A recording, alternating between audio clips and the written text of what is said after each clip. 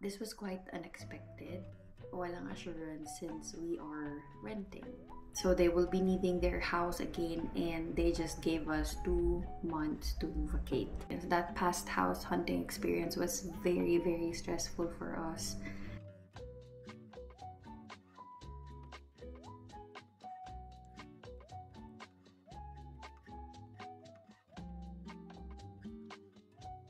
And yeah, so now we're here in our new house. Yeah, we're moving again. This is the struggle of renting. Nandito na kami actually sa bagong bahay while I'm making this vlog. Medyo delayed na ako sa mga vlogs. Just making this intro for this vlog. This was quite unexpected because we were planning to stay longer in that house. But no, walang assurance since we are renting. We don't have a choice but to look for another house. The property manager informed us on a Friday na the owners will be coming back here in New Zealand and they will be needing the house. Actually, yung isang room lang naman yung kailangan nila because that house has 3 floors. So yung 3rd floor is yun lang yung kailangan nila and then 1st and 2nd floor yun yung pwede namin i-rent. But we just decided na lumipat na lang din and have our own space. So they will be needing their house again and they just gave us 2 months to vacate.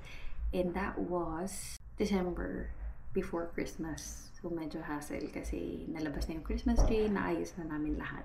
We were shocked, of course, and yung past experience ko with looking for a house was not pleasant. Medyo nahirapan kami nun kasi parang 2-3 weeks puro decline. So sabi ko, oh my god, we have to do that again. And medyo mahirap sa part namin kasi I have to really focus on just one suburb, which is malapit sa school ni Isabella and sa work ko. And of course, sa work din ni Jerry. A few minutes lang yung drive sana. So isang suburb lang talaga yung nakafocus ako. So, very limited yung options. That past house hunting experience was very, very stressful for us.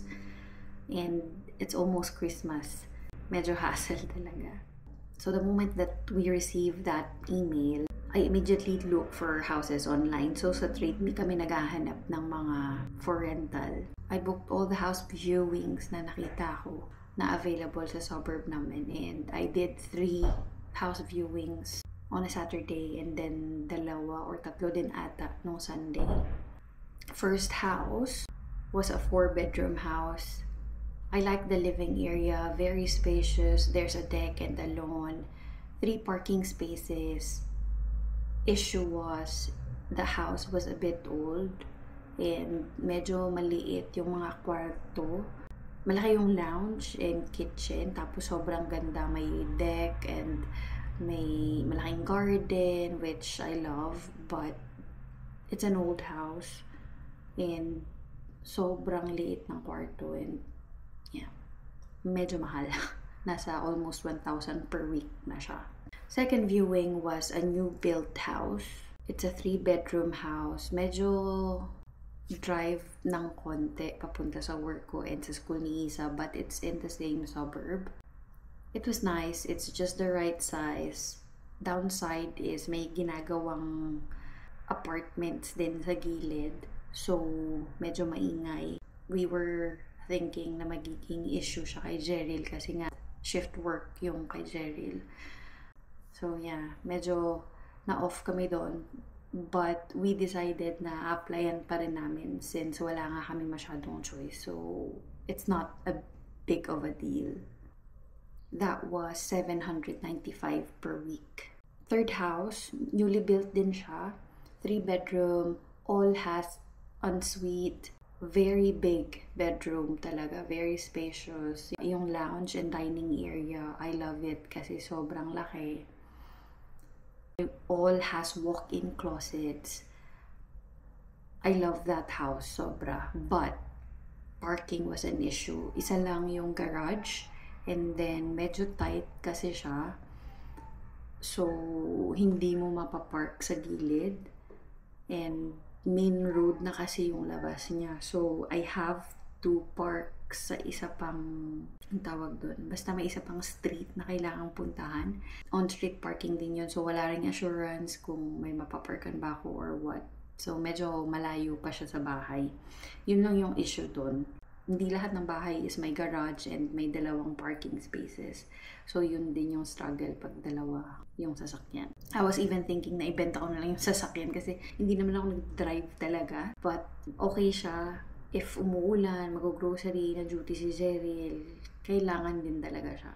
So that was our house viewings nung Saturday. And then Sunday, may nabook din ako. Nakatatlong bahay din kami. First two houses was in the same compound and the same street lang din ng current house namin. That was a plus kasi we love that street. Almost all our neighbors here are from Isabella's school. So, kilala na rin namin. Pumunta kami sa house viewings. So, there are two houses available that time for house viewings. The first one that we went to was a 3-bedroom one. Townhouse siya, newly built. So, okay talaga, maganda. Isang parking space lang, but nagstay na kasi kami sa street na to. So, I know na may magiging parking talaga sa on-street. So, hindi siya malaking issue for us. The second one, ito yung target talaga namin. Sa same compound lang din siya. 4-bedroom naman siya. So, since Melay is staying with us currently, mas gusto namin 4 bedrooms. So, Isabella can start practicing na siya na lang sa own room niya, and then we need to have one extra room for our drums and office area. So, 4-bedroom minimum at least. This was our first choice. Ito yung pinakagusto namin since mura din siya compared sa mga other houses na na-view namin nung Saturday. This was $795 per week. Sobrang lapit sa work ko and sa school ni Isabella. So, it was just perfect for us. Downside lang nga for townhouses is wala masyadong storage. Lalo na to kasi wala silang garage. Medyo tight yung lugar. And ang dami naming gamit na na-accumulate over the years. Plus yung last bahay was quite big. So, we had a lot of storage. So, may garage doon and doon na lang namin tinatambak. But now, we don't have a garage. Meron ditong storage but not as big as the previous one. So, we have to let go of a lot of things. Nag-view din kami malapit sa school ni Isabella. 4-bedroom house. Sobrang ganda. 2 parking spaces. And may storage, may garage. Malaki yung lounge, yung kitchen. I love the kitchen. Very modern. Ilan ba yung room doon?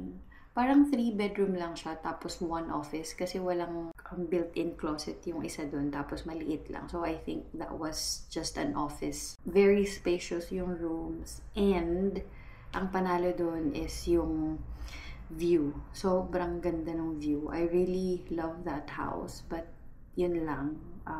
Mahal. That was $995 per week. Yun nga, as I've said, hindi kami pwedeng maging super choosy kasi nga, mahirap talagang maghanap ng bahay dito kasi madami kang kakompetensya.